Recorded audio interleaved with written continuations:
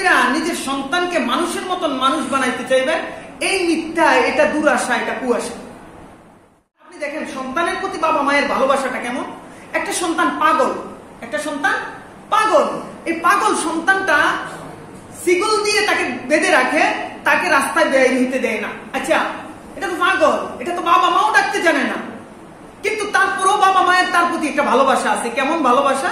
যে পাগল হোক, সেটা আমার উলুজ্জার সন্তান, যেহেতু আমার সন্তান, সে রাস্তায় গিয়ে কারো মায়ের খাবে, কারো বকা খাবে, কেউ তাকে ময়লা দিয়ে এরকম ঢিল মারবে, কেউ তাকে বকা দিবে, আবার সে গাড়ির নিচে চাপা পড়বে। এই ধরনের কোনো কিছু আমার এই পাগল সন্তানটার জন্য আমি বরদাস্ত করতে পারবো না। এই জন্য বাবা মা ওই সন্তানটাকে প্রয়োজনে সিগল লাগায় বাইরে রাখে, তারপরেও যেন ক্ষতির মধ্যে না।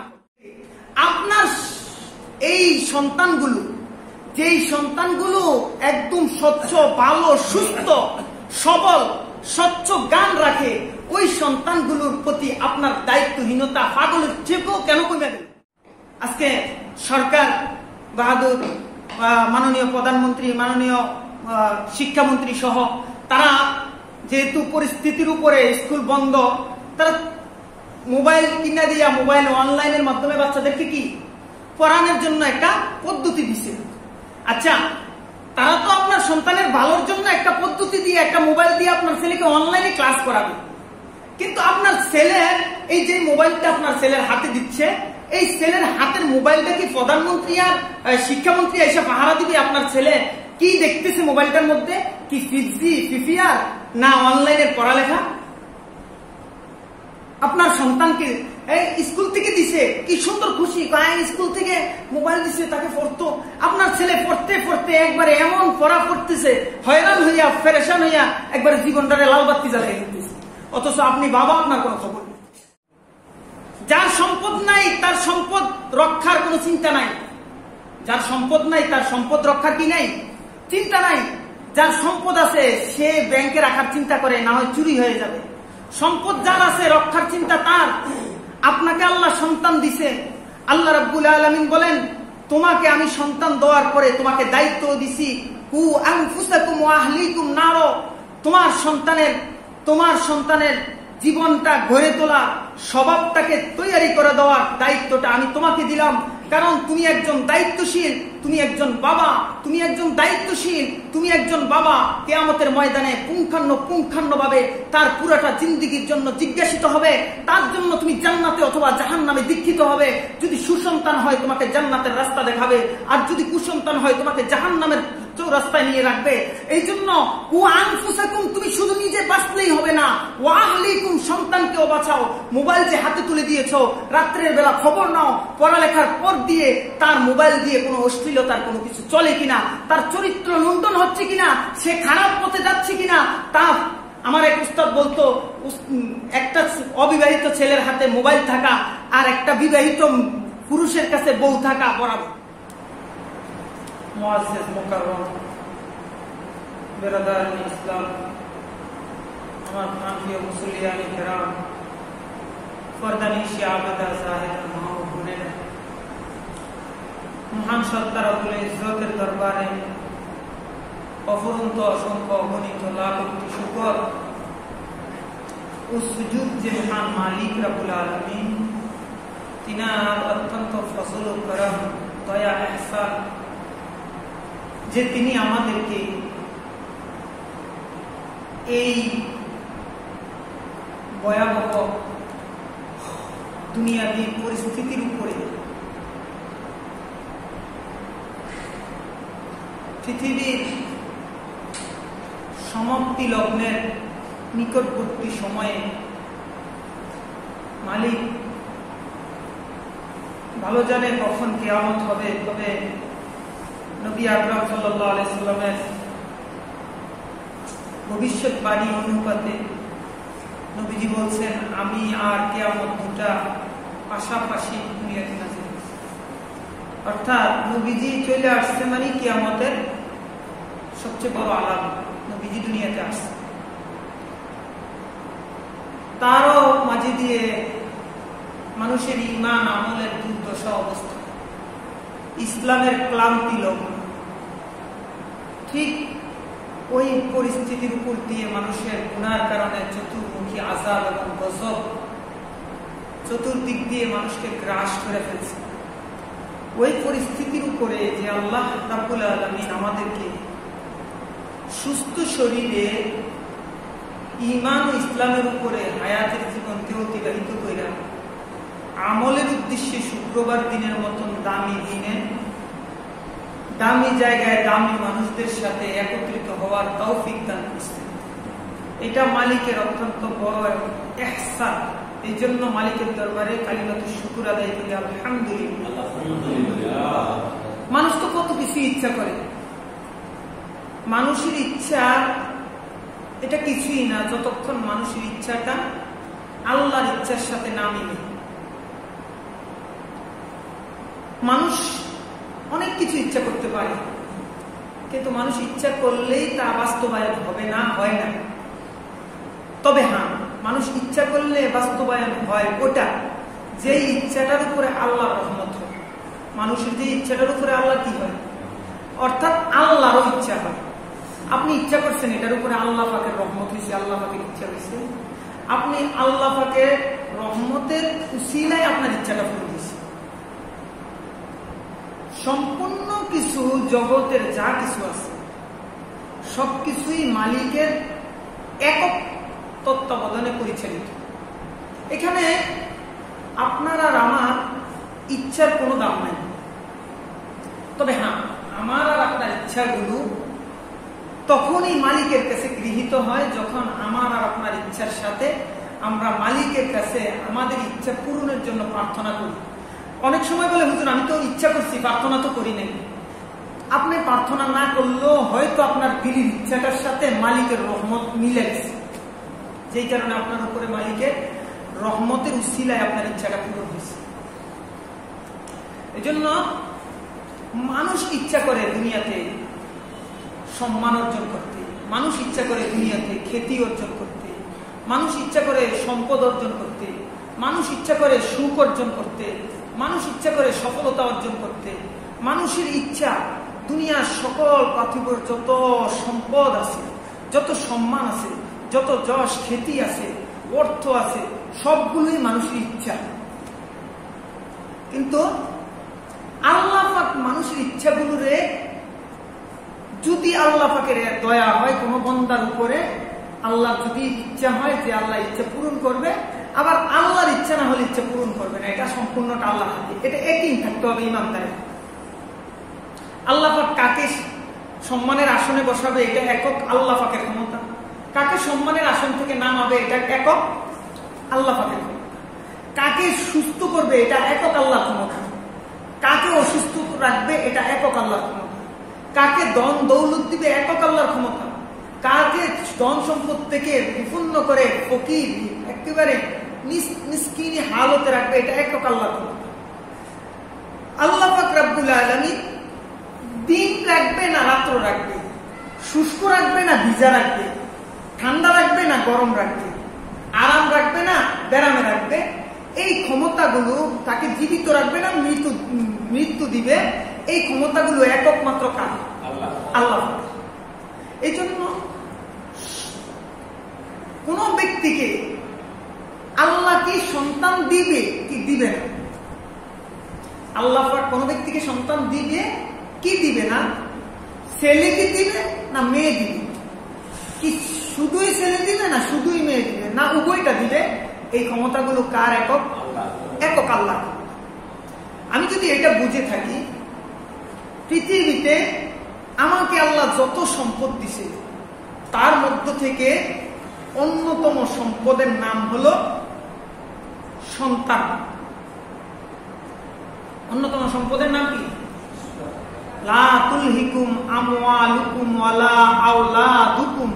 আল্লাহ কয় দেখো তোমাদেরকে যেই সম্পদগুলো বেশি তোমাদের আকর্ষিত, যে সম্পদগুলো তোমরা বেশি আকর্ষণ, যেগুলোর প্রতি তোমাদের বেশি আকর্ষণ, ওই সম্পদগুলো কি? মালুকুম ওয়ালা আওলাদুকুম। তোমাদের সম্পদ, তোমাদের সন্তান। সম্পদের জন্য মানুষ সম্পদের মায়ায় পড়তে পড়তে মানুষ বেঈমান হয়ে যায়, নাউজুবিল্লাহ। সম্পদের মায়ায় পড়তে পড়তে মানুষ দুনিয়া পিছনে পড়তে করতে মানুষ মালিককে ভুলে যায়। সম্পদের লোভে খ্রিস্টান হয়েছে বাংলাদেশের হাজারো মুসলমান এরকম নাই? উত্তরবঙ্গে এরকম খবর আসছে, ওই দিকের মানুষ দিনের ব্যাপারে খুব গাফেল, মানে দিনই চিন্তা ফিকিরের উপরে মানুষ খুব গাফেল। যে কারণে মূর্খ চাষি দিন থেকে দূরে এই ধরনের কিছু লোককে এনজিওরা টাকা দিয়ে কিনে খ্রিস্টান বানাচ্ছে। তাইলে বোঝা যায় টাকা সম্পদের লোভে মানুষ ইমানকেও বিক্রি করে দেয়, ইমানকেও।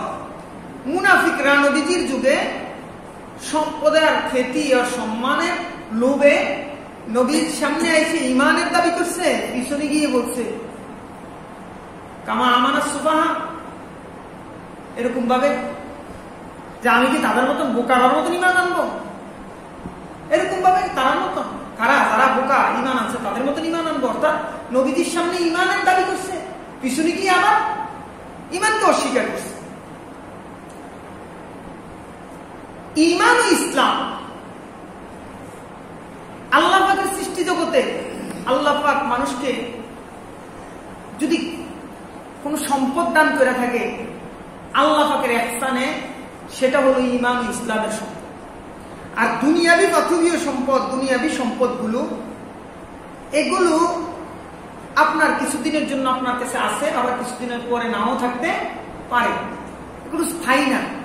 কিন্তু ঈমান আর ইসলাম আপনাকে জান্নাতের উচ্চ মাকাম পর্যন্ত পৌঁছাবে। এটা স্থায়ী জিনিস, এটা সবচেয়ে বড় সম্পদ। আর এটা সম্পূর্ণটাই হয় আল্লাহ পাকের ইহসান এবং দয়ার উপরে। আপনি গান, আপনি বংশমর্যাদা, আপনি আপনার দুনিয়াবি সুটাম দেহ, মানে প্রভাব প্রতিপত্তি, এইগুলোর দ্বারাই আপনি ঈমান ইসলাম পাবেন না।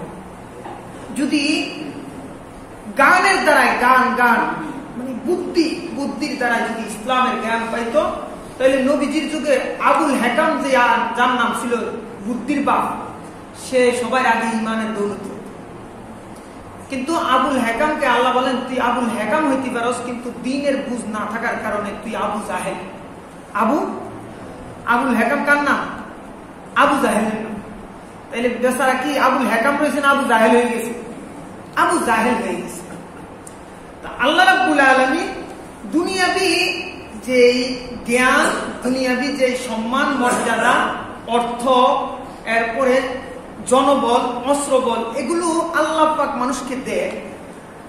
এইগুলো কারো কাছে চিরস্থায়ী নয়, যেহেতু মরণ পর্যন্ত যদি থাকে, মৃত্যুর সময় তার থেকে এগুলো শেষ। জাহিলিয়ত কুল্লু মান আলাইহা ফান, সব শেষ, মৃত্যুর পরেও শেষ। আর যদি কেউ কিয়ামত পর্যন্ত বাঁচে, বলে কিয়ামত পর্যন্ত হায়াত আর কিয়ামত পর্যন্ত তার ক্ষমতা, তারপরেও কিয়ামতে তার ধ্বংস, ধ্বংস। তো বলতেছিলাম, আপনাকে আমাকে যত সম্পদে আল্লাহ দিয়েছে তার মধ্যে সবচেয়ে বড় সম্পদগুলোর মধ্যে অন্যতম সম্পদের নাম হলো সন্তান। অন্যতম সম্পদের নাম কি? সন্তান। আওলাদ। সন্তানের জন্যই মানুষ দুনিয়াতে যত রকমের, সন্তানের মায়ায় পড়েই ম্যাক্সিমাম মানুষ গুনার কাজের সাথে জড়িত।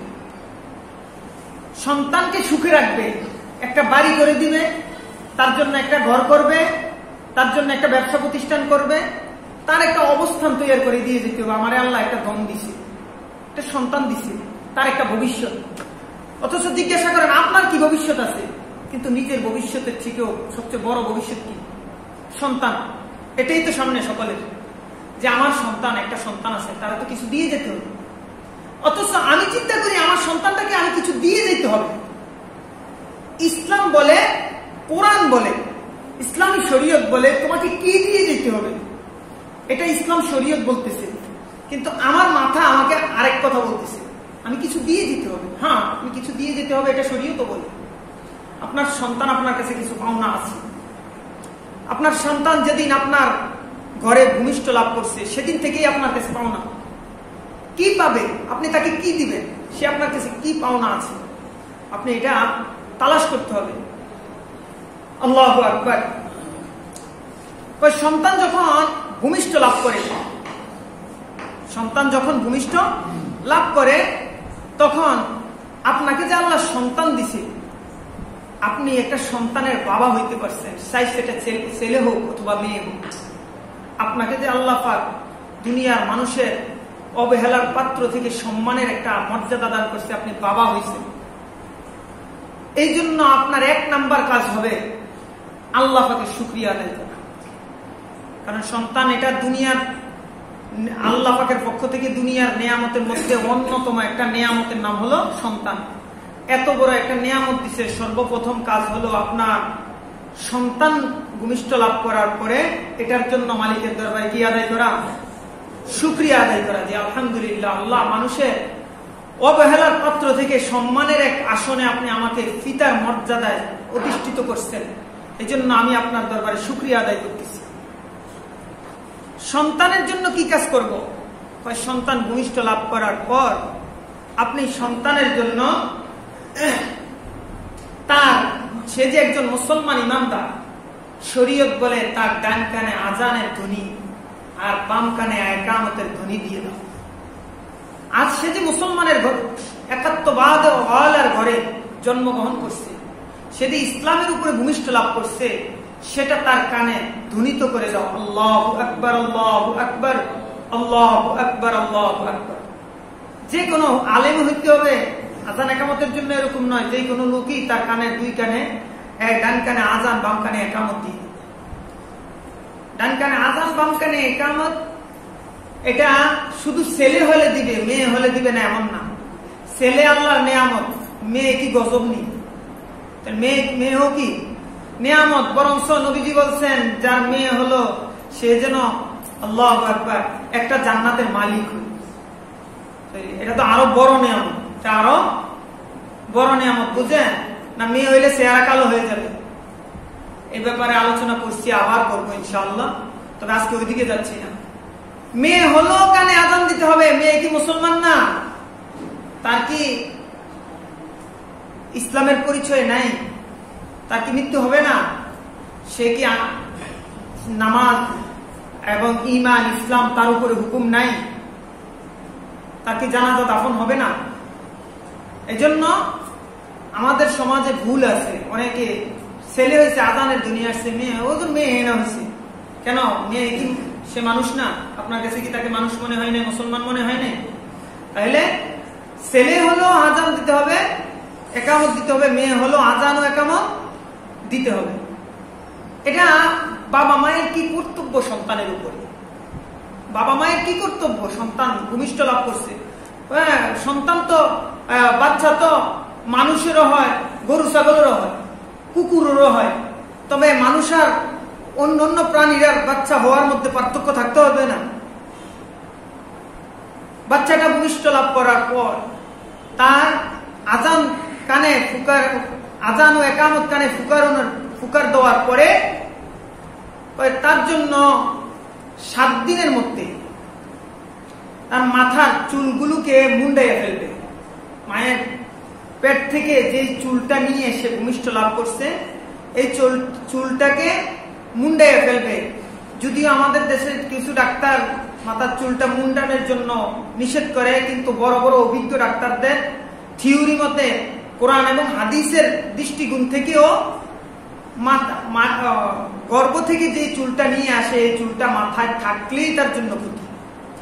এজন্য নবীজি বলছেন, যদি তোমার ওই বাচ্চার মাথার চুলটাকে মুন্ডাইয়া ওই পরিমাণ স্বর্ণ বা রূপা, অর্থাৎ স্বর্ণের তো দাম বেশি, রূপা পরিমাণ ওজন দিয়ে এই পরিমাণ সদকা আল্লাহ রাস্তায় করে দেয়, তাহলে যাবতীয় বালা মুসিবত থেকে আল্লাহ পাক তাকে হেফাজত করবে, অনিষ্টতা থেকে। এজন্য আজান একামতের পরে মাথা মুন্ডিয়ে তার পরিমাণ রূপা আল্লাহ রাস্তায় দান করে দেওয়া, রূপার মূল্য গরিব মিসকিনকে। 3 নাম্বার, 7 দিন, 14 দিন, 21 দিন অথবা যে কোনো একদিন, উত্তম হলো 7 দিন, 14 দিন, 21 দিনের মাথায় সন্তানের জন্য আকিকা করে নেওয়া, একটা সুন্দর নাম রাখা, সুন্দর একটা নাম, নামটা যেন ইসলামিক নাম হয়। আল্লাহ বলেন, আমি আল্লাহর দেওয়া পছন্দনীয় নাম আব্দুল্লাহ, আব্দুর রহমান রাখো। অথবা আল্লাহ পাকের সিফতি নাম, নবীজির সিফতি নাম, নবীজির সাহাবীদের নামদের মধ্যে আল্লাহ ওয়ালাদের নাম থেকে একটা ভালো অর্থবোধক নাম তুমি তোমার সন্তানের জন্য চয়েস করো, নির্ধারণ করো। যদি তোমার সন্তানের নামটা যদি সুন্দর না হয়, তাহলে এই নামের আসর তার উপর করবে। নামেরও একটা আসর আছে। ওই নবীজি সাল্লাল্লাহু আলাইহি সাল্লামের কাছে এক লোক আসছে, জিজ্ঞেস করছে তোমার নাম কি? নামের অর্থ হইল কষ্ট। তো নবীজি বলছেন তোমার নামটা চেঞ্জ করো। আমার আব্বা আম্মা নাম রাখছে শক্ত বা কষ্ট, এরকম একটা অর্থ। তো নবীজি যখন বলছেন যে তোমার নামটা চেঞ্জ করো, আমার আব্বা আম্মা রাখছে এই নাম আমি চেঞ্জ করবো না। তো নবীজি বলছেন তোমার পরবর্তী জেনারেশনের উপর থেকেও, মানে এই নামে তোমার পরবর্তী সময়ের উপরও এই নামের আসর বাদ যাবে না, মানে এই নামটার আসরটা তোমার উপরে পরবর্তীতে তার পরের জীবনটাও ওই নামের অর্থের উপরেই কাটছে। কিতাবের মধ্যে এই কথাটা উল্লেখ করছে। আবার এরকম ভাবে নামের একটা আসর দিলের মধ্যে থাইতে যায়। এই জন্য ওই এক লোক নাকি শিয়া লোক দুটা ঘোড়া পালতেছে, কিতাবের মধ্যে ঘটনা উল্লেখ করছে যে একটা শিয়ারা আবার হযরত সাইয়েদনা ওমর রাদিয়াল্লাহু তাআলা আনহু এবং আবু বকর রাদিয়াল্লাহু তাআলা আনহুকে তারা খুব ছোট নজরে দেখে, নাউযুবিল্লাহি মিন যালিক। তো তারা এই জন্য ওই এক ঘোড়া দুইটা নাম পালে, একটার নাম রাখছে ওমর, একটার নাম রাখছে আবু বকর। তো পালতে পালতে একদিন দেখে যে এক ঘোড়ায় একটা লাথি মারছে তাকে, তার মাথার মগজটা বাইরে থেকে মাইরে ফেলছে। তো এক ইমাম সাহেবের কাছে গেছে, ওই যুগের এক বড় আলেম, ওনার কাছে গিয়ে বলছে হুজুর এরকম তো ওই লোকটা যে দুটা ঘোড়া পালতো, একটা ঘোড়ায় এরা লাথি দিয়ে মাইরে ফেলছে। উনি বলতেছে যে খবর লিয়ে দেখো যে উমর যে নাম রাখছে যে ঘোড়াটার এটাই লাথি ফেলছে। তো এই খবর নিয়ে দেখে যে ঠিকই যেটার নাম উমর রাখছে এই ঘোড়াটাই কি মারছে। ওই যে নামের মধ্যে যে একটা আসর আছে, ওই নামের আসর করছে তারা। তো এই জন্য সুন্দর নাম রাখা, সন্তানের নামটা যেন সুন্দর হয়।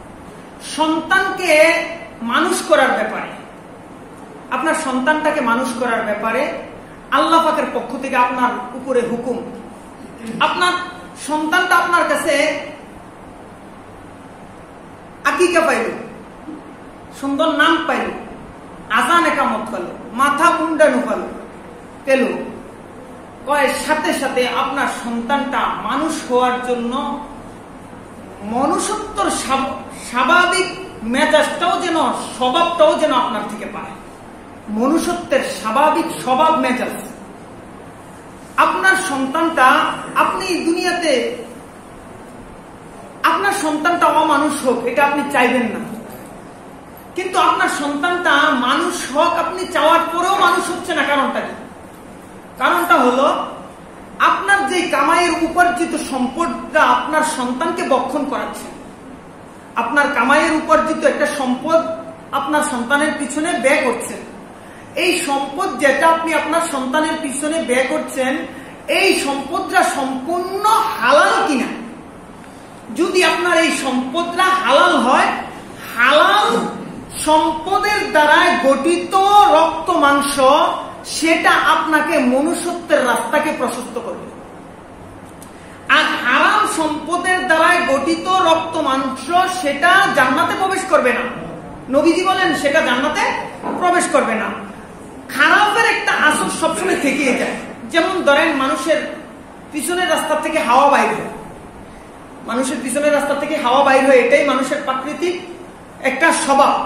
আল্লাহ পাক এইভাবেই মানুষকে তবিয়তগত ভাবে বানাইছে। যেহেতু যেই রাস্তা দিয়ে হাওয়া বাইর হয় ওই রাস্তাটা মানুষের দৃষ্টিকোণ থেকে আল্লাহ পাকের সৃষ্টির দৃষ্টিতে এটা একটা নাপাক রাস্তা, এটা একটা নাপাক রাস্তা।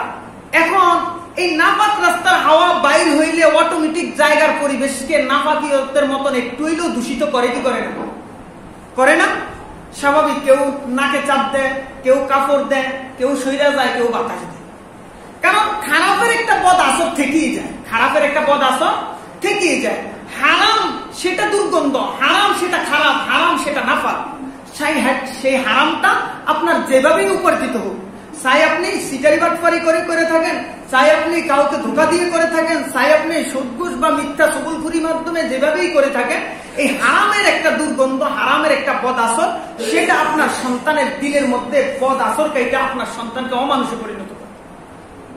এই জন্য সন্তানকে সুসন্তান বানানোর জন্য যেই সমস্ত দায়িত্ববোধ আপনার উপরে, তার মধ্যে অন্যতম একটা দায়িত্ব হলো আপনার সন্তানটা মানুষ হওয়ার জন্য তাকে হালাল উপার্জিত টাকা তার পিছনে খরচ করা খুব জরুরি।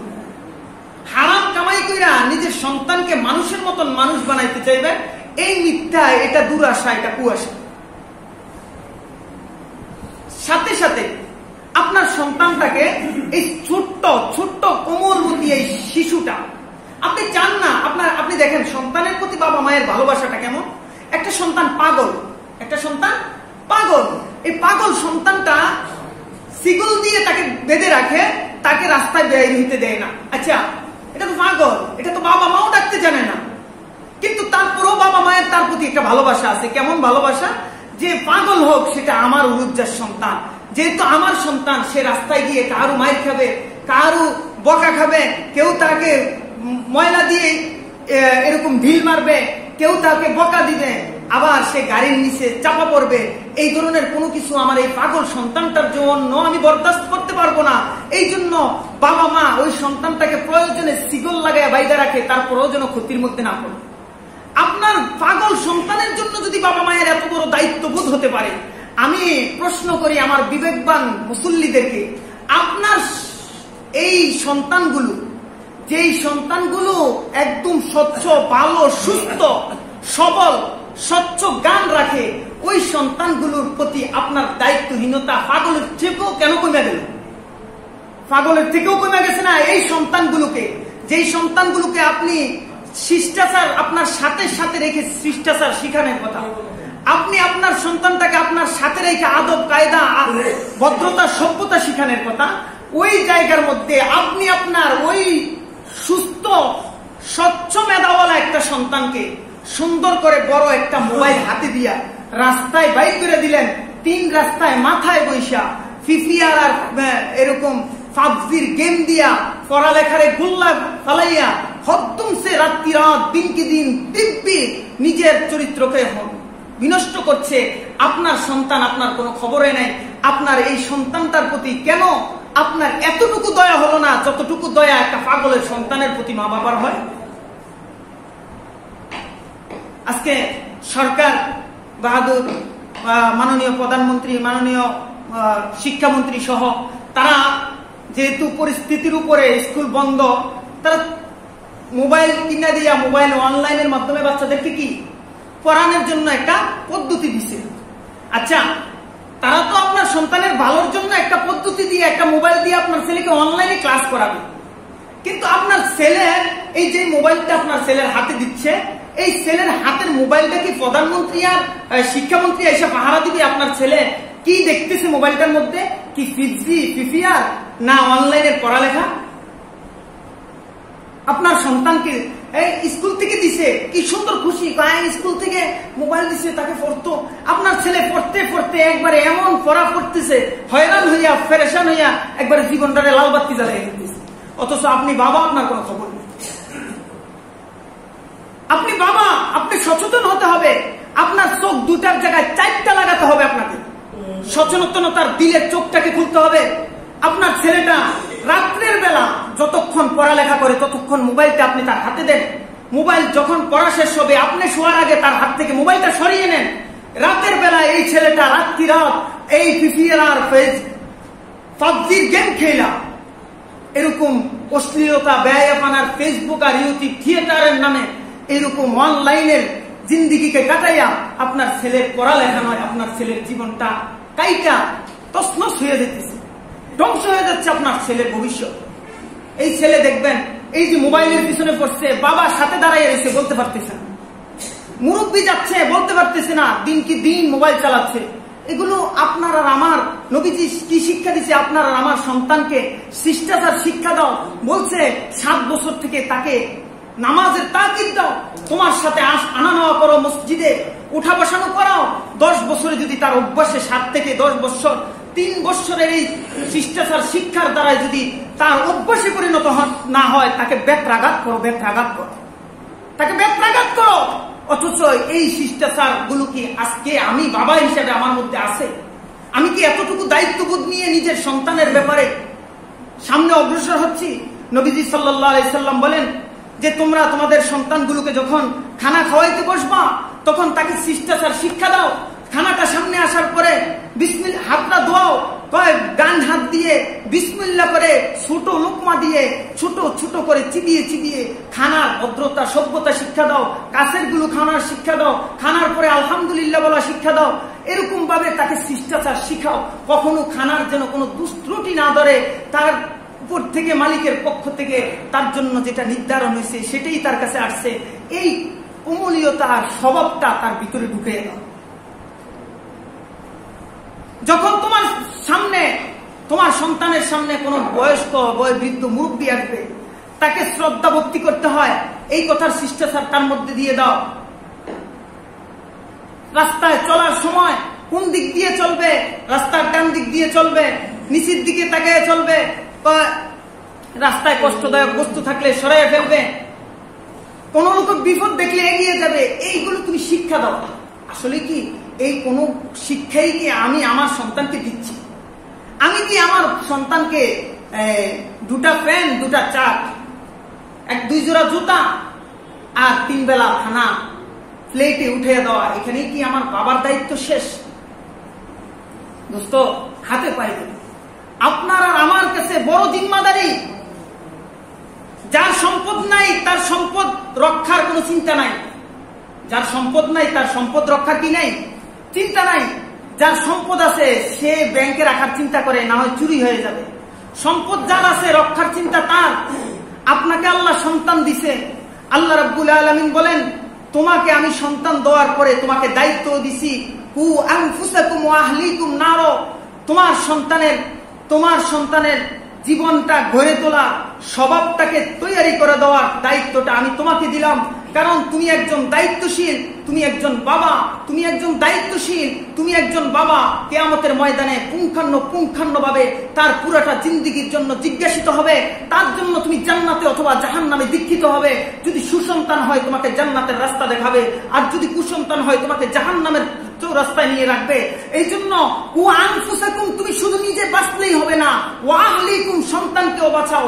মোবাইল যে হাতে তুলে দিয়েছ, রাত্রের বেলা খবর নাও, পড়ালেখার পর দিয়ে তার মোবাইল দিয়ে কোনো অশ্লীলতার কোনো কিছু চলে কিনা, তার চরিত্র লুণ্ঠন হচ্ছে কিনা, সে খারাপ পথে যাচ্ছে কিনা।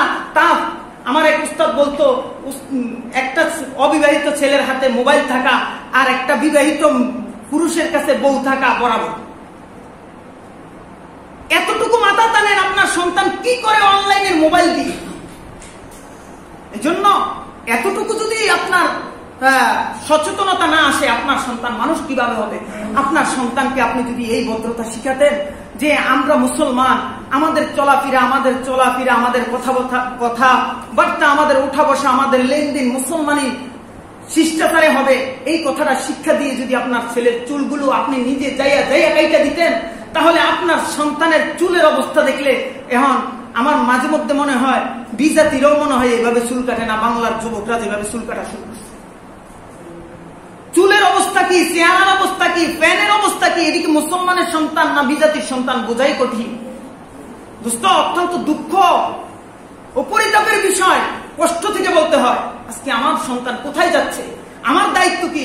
অথচ এই সন্তান যদি মানুষের মতন মানুষ না হয়, দুনিয়া তো তা আমার সামনেই তার জন্য কষ্টদায়ক জীবন, আমাকেও কষ্ট দিবে। আপনার সন্তানের যদি জেলে পড়ে আপনি কি সুখী থাকবেন? আপনার সন্তান কষ্ট থাকলে আপনি সুখী থাকবেন? তো দুনিয়াতেই তার অশান্তি, আমার অশান্তি, তাহলে মৃত্যুর পরে কি হবে একটু হিসাব মিলান। আমার সন্তানের দুনিয়ার অশান্তি, আমার কি অশান্তি, তাহলে আখেরাতে তার অশান্তি, আমারও অশান্তি।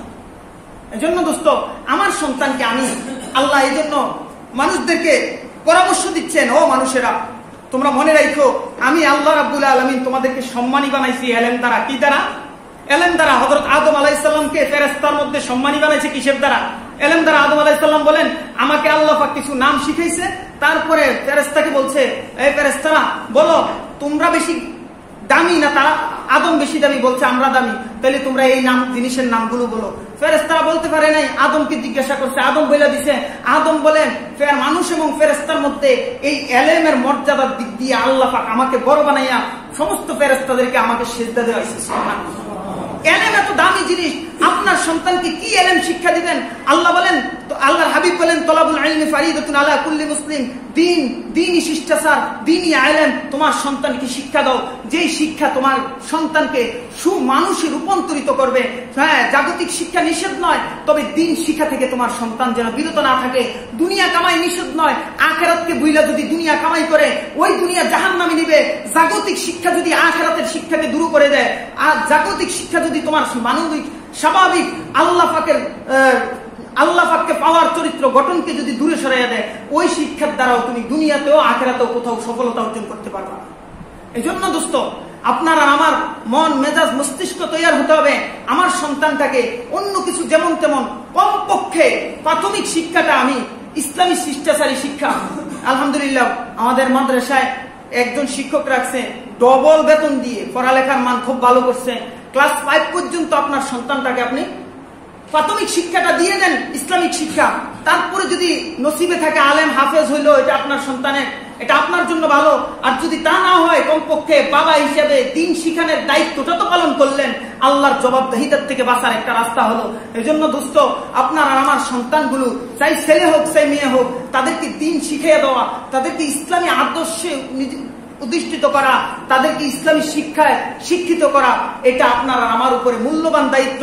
মনে করি যে সন্তানকে মনে হয় বিবাহ করে দেওয়া, তাকে ব্যবসা বাণিজ্য ধরিয়ে দেওয়া, তাকে বাড়িঘর করে দেওয়া, এটা আমার উপর দায়িত্ব না। কসম খোদার সবচেয়ে বড় দায়িত্ব হলো তাকে দ্বীন শিখিয়ে দেওয়া। কসম খোদার সবচেয়ে বড় দায়িত্ব হলো তাকে দ্বীন শিখিয়ে দেওয়া। তার সবচেয়ে বড় দায়িত্ব হলো তাকে দ্বীন শিখিয়ে তাকে মানুষের মতন মানুষ হওয়া, আল্লাহকে চিনার রাস্তাটা সহজ করে দিয়ে দেওয়া। আল্লাহ পাক আমাদেরকে আমাদের সন্তানগুলোর ব্যাপারে সচেতন হয়ে নিজেদের সন্তানগুলোকে সুসন্তান বানানোর জন্য আল্লাহ পাক আমাদেরকে তৌফিক দান করুক। বলেন।